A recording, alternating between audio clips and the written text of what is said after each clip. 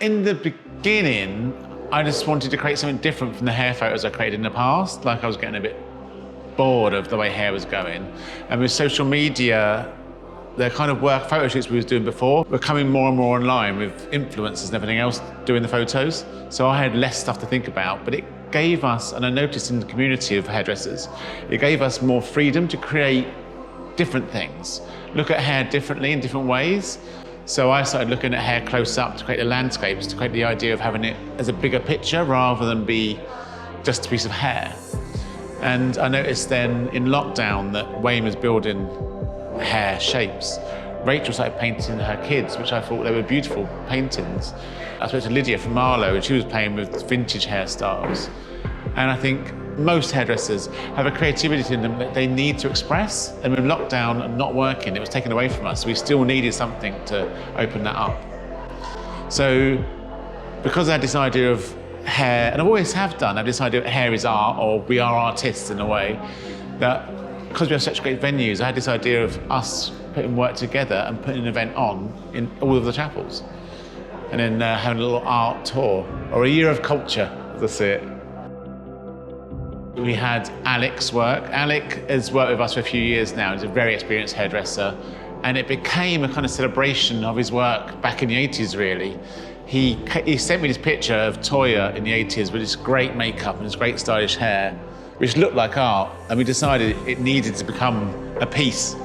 And then that developed into an idea where we had some of his work from back in the 80s when he worked in Hamburg and stuff, and a celebration of his life, really, in that way.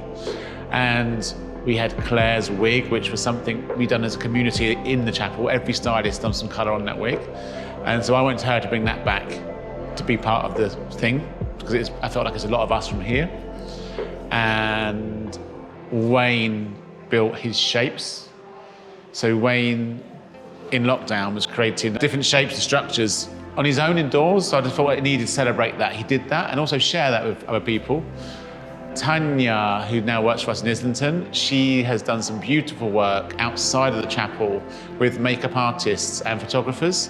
And what I liked about it was freer, because again, it wasn't for anyone, it was for themselves, so there was more interesting. Claire from Sevenoaks decided to mirror the idea of sound and people talking with the hairlines. So how sound waves look and how hairlines look are quite similar, so that's what her work was.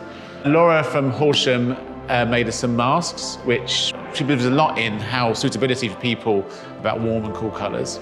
And it also mirrors the masks that people wear in society. Rachel from Marlow, she was part of my original inspiration to make the exhibition because she was painting at home, and I loved the way she was painting pictures of her kids and stuff like that. But she made a piece for us, especially, which was a picture of Twiggy she painted, which she thought was a hair icon of the 60s. So she painted that for us. As I started gathering work from hairdressers for the art exhibition, I thought it'd be quite nice to open it up to local artists to see. It's more so much to see how they interpreted hair and hairdressing and how it makes them feel. And it was really interesting talking to them because they all felt it was a really interesting topic.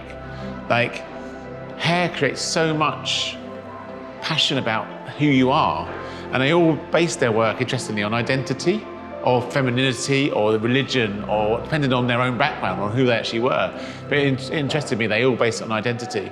It was a great night. Like, I was quite surprised how many people came. And what was lovely about it as well is they came and they just looked at all the art, got into the art, spoke about it, shared their opinions on the art, which I thought was quite nice. Because some people were like, oh, I don't see it, I don't like that one.